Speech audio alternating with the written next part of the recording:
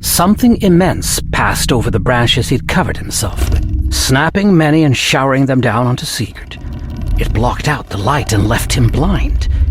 An earthy stench like putrid water choked him, polluting the air with its foulness. Trying not to gag, Sigurd gripped Grammar's blade. This was it. She was ready. He could feel it. She whispered glories in his ear, promised his name would live on in eternity for felling such an abomination. Don't think. Don't plan. Just act. Sigurd rammed Grammar straight upward. The blade scraped against the serpent's massive scaled hide. Sigurd heaved, and Grammar shrieked as she punched through the scales. Driving it up required far more force than piercing mail did. Scorchingly hot blood sprayed all over Sigurd's arms and face, stinging, searing him like acid. He roared at the creature as it tore itself asunder, unable to arrest its own momentum. The Linnorm thrashed, bellowing in shock and rage. Its wild convulsions yanked Grammar from Sigurd's hand and exposed a hint of daylight above him. Should he make a break for it? Well, the creature crashed back down over his hole once more, wiggling so violently the pit began to cave in. Already the hole had filled with burning blood. If Fafnir died atop this place, Sigurd would be trapped, maybe even drown. Screaming, he punched the scaled bulk. It was like hitting a solid wall, one lined with ridges.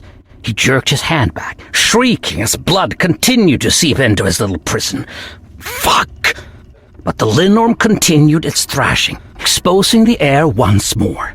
Sigurd launched himself from the hole, scrambling out toward the river on all fours. He pitched over, slammed his face into silt that stung his eye, then heaved himself yet onward. Sand, blood, and grime so caked him it blurred his vision as he rolled over and scrambled back away from the Linnorm.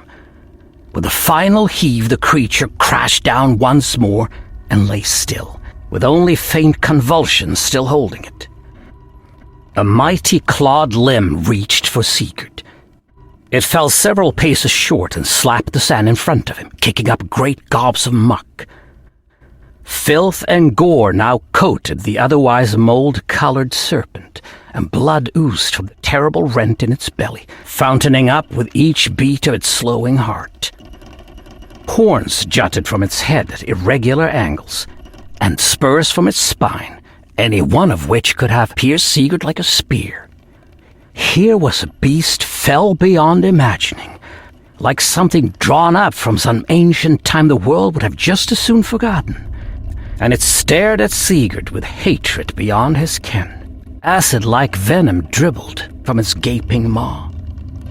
Who are you, impudent to strike at me? The stench of rot accompanied the creature's rumbling, inhuman voice, as if the land itself bellowed at him. You can talk? Did that mean some part of the original Fafnir yet remained? Who dares? I am Sigurd Sigmundsson. The Linnorm choked, a glob of some foul mix of poison and blood oozing from its mouth. And who urged you to face me? Sigurd rose, glanced about for Grammar. The blade still stuck from the beast's hide, a dozen or so paces from where he stood. A mind hard as stone forged me into a weapon. A courageous warrior whetted me to a razor edge. He stalked over to where Grammar jutted from Fafnir. And with this I fear neither man nor beast. He placed a foot on the Linnorm's side, then yanked the sword free.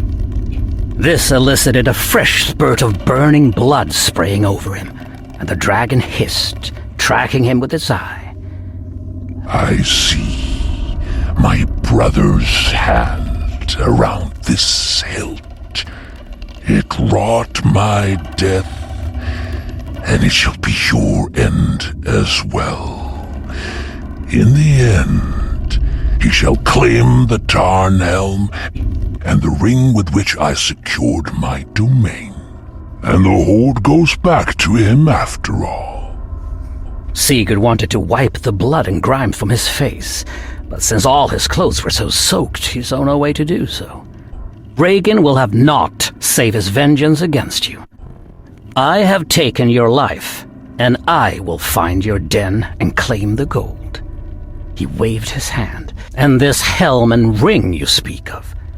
The Linnorm snorted, a pathetic rasp of air that turned into a shudder. Go there, claim riches beyond your ken, and find your doom in the cursed hoard. Sigurd spat. The Linnorm lied now, even as he'd been a murderer and a kinslayer in life. All Vetter were treacherous, Fafnir and his brother included.